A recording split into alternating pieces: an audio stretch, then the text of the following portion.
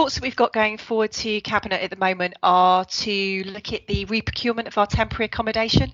So if anybody approaches the service as in housing options and needs assistance, is what does that accommodation look like? And we're going out to the market to be able to access and purchase that. So there's a time frame, a procurement schedule that we need to follow, and the time frame of when that accommodation will come online will be April next year. We've been out to the market and we've had a chat with people that can provide properties. And we'll be going out to look for hopefully self-contained accommodation, because I think when someone's in temporary accommodation, it's always great if they've got those facilities so that they can cook for themselves, especially if it's families.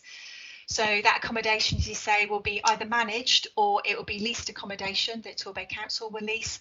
But then we're also potentially looking about, will we have to buy properties to supplement that as well?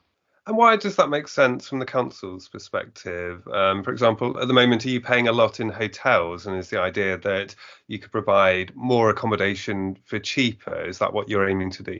I think it's a mix of things, really. It's one in terms of affordability, but it's also about accessing accommodation. So this summer's been particularly challenging. It's been a really buoyant summer for Torbay. And also the housing market has changed. So we're finding there's just availability of accommodation is really, really hard. And then that obviously drives costs. So it's about accessibility and affordability, and then also what's best for individuals, because we don't ever really want to put anybody in hotel type of based accommodation. Can you give me a sense of the numbers of people we're talking about and how exactly these people come into contact with you? So what difficulties are they having? So, for example, in temporary accommodation tonight in Torbay, we'll be housing 132 households. So that's a mix of individuals, from families through to couples to individuals. We're finding it's changing in terms of who those people are. So we're getting an increasing number of families come through, but also we're now finding it's sort of working families as well. People are losing their accommodation for a number of reasons. The big change is because landlords are selling properties. So about 25% of the housing market in Torbay is private rented accommodation.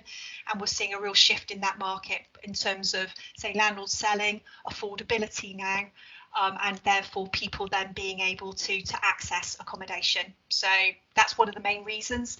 Next reason is breakdown in family relationships of why people approach us. And then the third reason would be because of domestic abuse. How much of a challenge will this be? As you've alluded to, there is a declining amount of accommodation in the area. It must be quite hard for the council to be able to find the amount of accommodation that you're actually looking for. It will be a challenge, but I think to counteract that, we've done quite a lot of market engagement with accommodation providers. So we've been out, we've asked questions, we're going to change or have changed our procurement process as a result. So actually we're confident that we can deliver in April. But as I say, that's why we're also doing a blended model, so that we can pick up accommodation through different methods. I suppose there's that plea that if there are landlords out there that have accommodation and they're looking for tenants, then please contact the Housing Options team, because obviously we have a lot of people that they're in need at the moment, both in terms of preventing their homelessness and also in temporary accommodation. So it's really about putting that message out there, really, and about, we'd really like to work with you.